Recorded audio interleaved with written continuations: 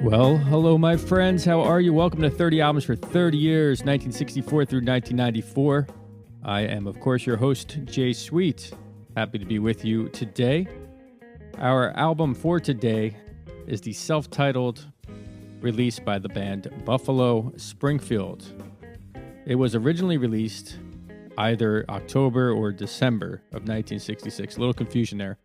And then it was re-released with the hit song For What It's Worth in March of 1967. We're going to talk about the album with that track because it's such a monumental track. And it was recorded between July 18th through September 11th, 1966. The record label is Atco, A-T-C-O. Buffalo Springfield. Let's get into it.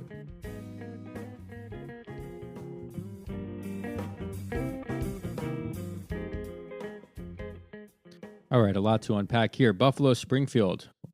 First time I've discussed them on this podcast. So Buffalo Springfield was formed in Los Angeles in 1966, bringing together a group of talented musicians whose paths happened to just converge at just the right moment. The band is Stephen Stills, a fantastic guitarist, songwriter, vocalist, originally from Texas.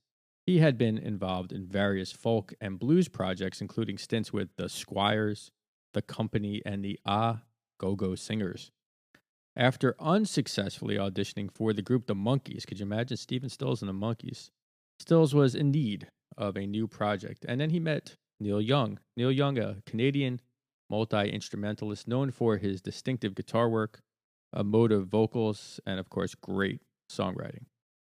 Neil Young had been part of the band The Mynah Birds, M-Y-N-A-H, a Toronto-based band that briefly included Rick James. Yes, Rick James. The Mynah Birds were set to record for the Motown label, and then things went south because James was arrested by the U.S. Navy for going AWOL.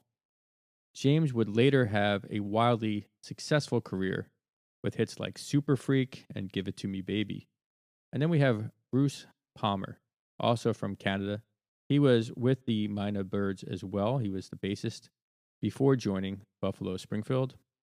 And his bass playing became a critical element of the band's overall sound. That brings us to Richie Furay, another guitarist and vocalist from Ohio. He was a friend of Stills from their time in New York, where they had both been part of the Go-Go Singers. Furay's contributions to Buffalo Springfield included his smooth vocal harmonies, his rhythm guitar, his also sang lead quite a bit. And he just added depth to the band's sound. He would later go on to find fame with the band Poco, but we'll talk more about that. And then finally, Dewey Martin, a seasoned drummer from Canada who had played with several country and rock acts, including the Dillards, D-I-L-L-A-R-D-S, and the great Patsy Cline. And that's the lineup. So Buffalo Springfield, those guys are right there. So these musicians brought together diverse influences, and their sound included folk, country, rock, and blues, a little bit of psychedelic rock in there as well. They blended all these sounds. Now, early in their journey, Buffalo Springfield, they quickly gained a reputation for their tight vocal harmonies, their inventive songwriting, and strong performances at venues like the Troubadour and Whiskey A Go-Go. This is all in Los Angeles.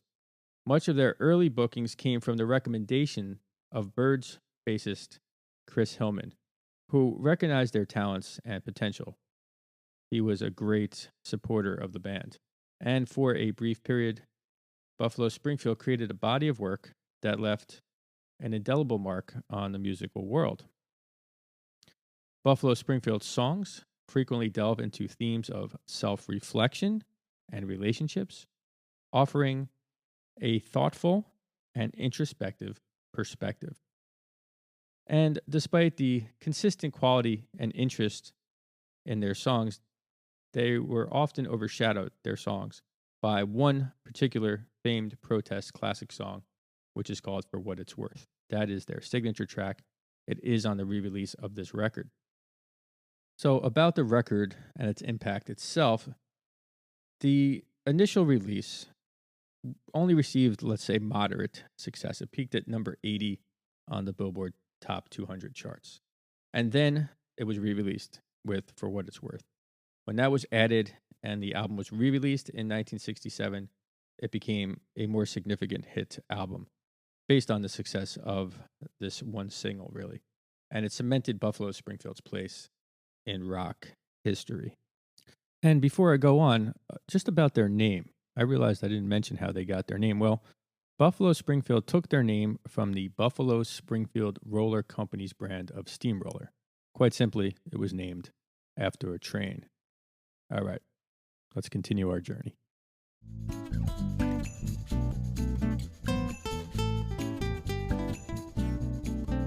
So following this release, the self-titled debut album, Buffalo Springfield's journey was marked by significant changes and challenges that ultimately led to their breakup in 1968. So it was a short-lived band. Internal conflicts, including disputes over creative directions, personal differences, management issues that caused the breakup. The lineup was always unstable. These guys just kind of moved in and out of bands. Palmer left the group in late 1967. He was the first to leave due to legal troubles related to drug charges. Jim Messina briefly joined the group in place of Palmer. Messina would later be known for his work in Poco and other projects as well. And then Neil Young leaves early 1968 to focus on his solo career and other efforts. His departure, of course, a significant blow to the band, as he was a crucial creative voice. And then Stephen Stills left shortly thereafter, feeling disillusioned with the band's direction and ongoing issues. And, the other members tried to keep it together, but who was left, really? So by the summer of 1968, Buffalo Springfield had officially disbanded. Now, following the breakup, each member pursued their paths with notable successes, some more than others. Stephen Stills co-founded the group Crosby, Stills, and Nash 1969, a supergroup that achieved incredible acclaim and commercial success. And later that group became known as Crosby, Stills, Nash, and Young because Neil Young joined. But Young also had a solo career, which established him as a prominent figure in rock music, and really a highly influential solo career, known for his, again, distinctive voice, innovative approach, fantastic songs. Neil Young, one of the best, whoever did it. His solo work and collaborations with Crosby, Stills, Nash, and Young made him one of the most significant and famed singer-songwriters of his generation. And his music continued and still continues to evolve, influencing various genres and remaining relevant over decades. In fact, bands like Pearl Jam and other bands from the 90s grunge era look to some of Neil Young's work as an influence.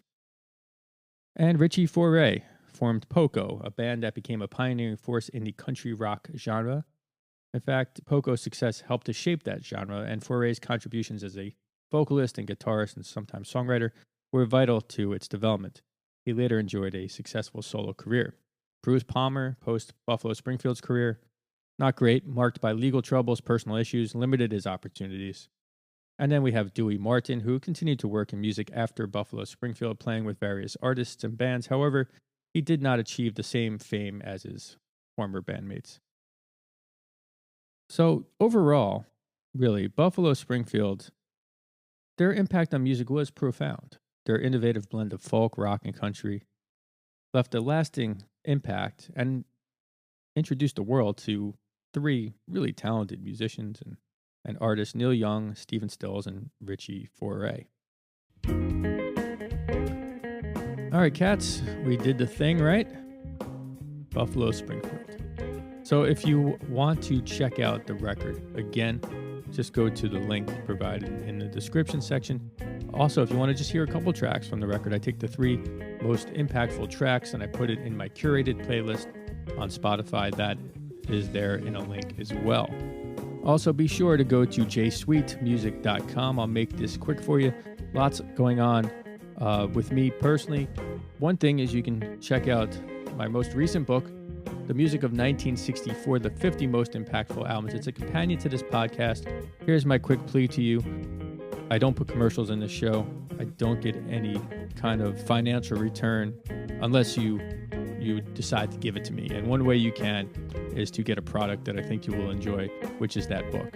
So It's not expensive. I think it's $20 for a downloadable copy, $30 or $35 for a hard copy, and I'd be happy to sign it for you as well if you're in the area.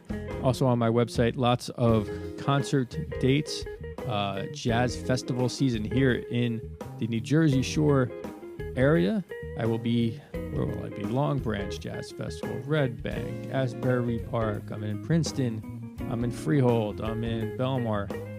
So if you're in the area, please check it out and come say hello. And also on the site, some articles I've written recently for Downbeat Magazine, Jersey Jazz Magazine, and other publications as well. That's the thing.